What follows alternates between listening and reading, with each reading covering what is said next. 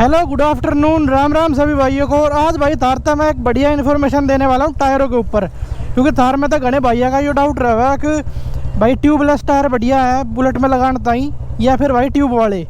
तो दोनों के बीच में भाई में क्या अंतर होता है और बढ़िया कौन से होते हैं आपकी बुलेट के लिए, ये बताने वाला हूँ। और भाई लॉजिक वाइज बात करेंगे, बिल्कुल सीरियल वाइज हिसाब से कि भाई आपको जो टायर है वो ट्यूबलेस लगवाने चाहिए या फिर भाई ट्यूब वाले। तो सबसे पहले मैं स्टार्ट करता हूँ और ये बताता हूँ कि ट्यूब वाले टायर बनते कैसे हैं, सॉरी ट्यूबलेस टायर। तो ट्यूबलेस टायर भाई होते ही वही टायर है जो आपकी बुलेट में है, जो मेरी बुलेट के अंदर है। उनमें बस एक 250-300 रुपये का खर्चा लगता है आपका।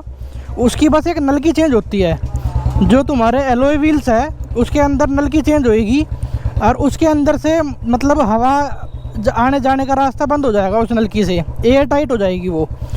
उससे फिर आपकी जो ट्यूब है वो रिमूव हो जाएगी और उस नलकी के थ्रू ही आपकी जो बुलेट है उसके ओरिजिनल टायर ही ट्यूबलेस में कन्वर्ट हो जाएंगे। तो ये प्रोसेस होता है ट्यूबलेस टायर कन्वर्ट करने का।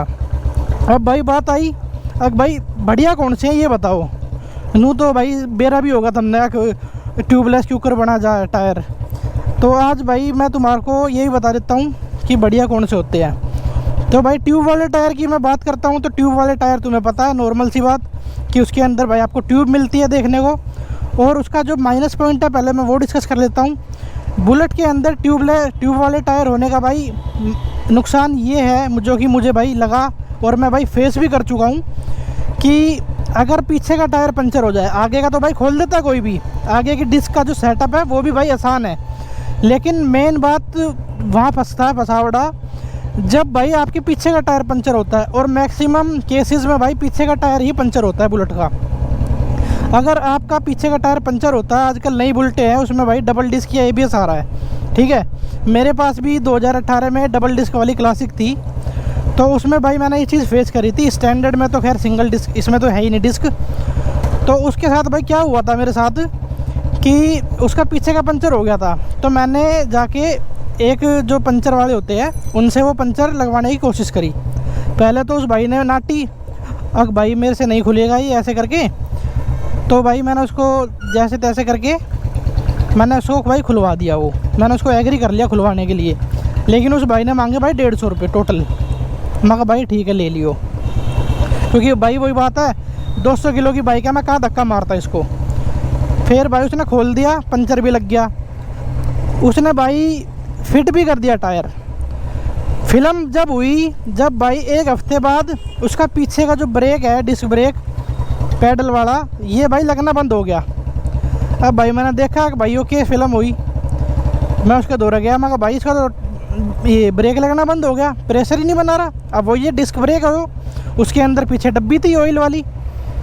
फिर वो कह रहा भैया मुझे नहीं पता, मैकेनिक के दिखवा लो, मैंने आपसे पहले ही कहा था। अब भाई उसकी भी गलती नहीं इस चीज़ में। उस भाई मैं ले गया मैकेनिक के, अब मैकेनिक के दौरे गया तो भाई मेरा लगी उसका जो पाइप है जिसमें से जो वो आता है ना ऑयल डिस्क ब्रेक का, जिसमें से वो फ्लो होता है, भाई उस बंदे ने उसकी फिटिंग उल्टी जोड़ दी। वो ऐसे जोड़ने की बजाय वो ऐसे जोड़ दिया, तो वो डिस्क प्लेट पे लग लग के वो कट गया।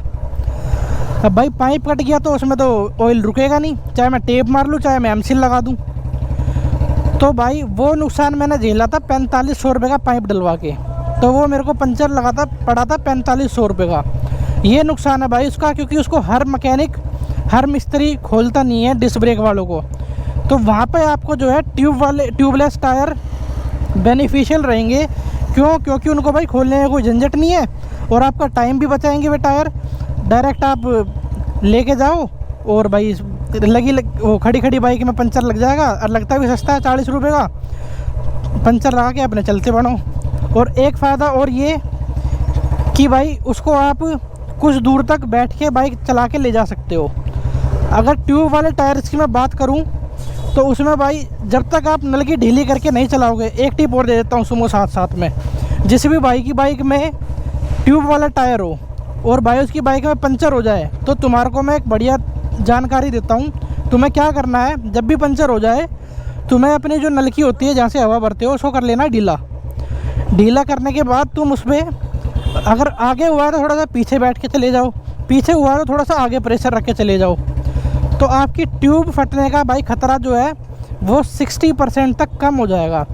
अदरवाइज़ अगर आप बुलेट पे बैठ के जाओगे, अगर पंचर हो जाए और आप सोचोगे ऐसे ही ले जाऊँगा पंचर वाले की दुकान पे, तो भाई 90% और 100% के बीच में आपकी जो ट्यूब है भाई वो फटने वाली है। और उसके बाद आपका ख़र्चा आपको पता ही होगा कि ट्यूब कितने की आती है, 350 रुपये तक का खर्चा आपका लगभग वो पड़ जाएगा।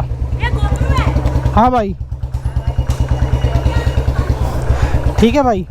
तो बच्चे ने बुलवा भी दिया यार, मैं क्या कह रहा था, हाँ ट्यूब वाले का नुकसान बता रहा था मैं।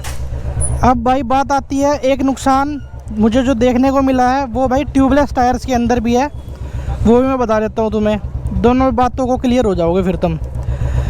ट्यूबलेस टायर का भाई जो मुझे माइनस पॉइंट लगा वो ये लगा कि इसके अंदर से भाई गर्मियों के मौसम में जो एयर है वो लीकेज होती है, और वो एयर लीकेज अगर एक बार होनी चालू हो गई तो तुम्हें पंचर वाले की दुकान पर जाके अपनी बाइक का टायर खुलवा के उसकी दोबारा से भाई रीअरेंजमेंट की फ़िटिंग करवानी पड़ेगी, जिससे वो पंचर वाला उसके अंदर रेग मार वगैरह मार के टायर के अंदर की साइड दोबारा उसको चढ़ाएगा आपके एलॉय व्हील पर।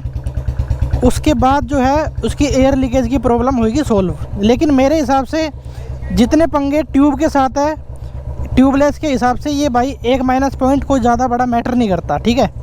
और एक पॉइंट दूसरा ये, वो भी भाई एयर लीकेज से रिलेटेड है, वो ये कि भाई उसकी नल की भी लीकेज कर जाती है कभी ना कभी। वही बात है, आपको पता है कि भाई रबड़ है तो कई केसेस में भाई उसकी जो एयर है वो वाल पे से ही लीकेज कर जाती है, फिर आपको जो है अपना वाल वगैरह दोबारा बदलवाना पड़ता है 250-300 रुपये का।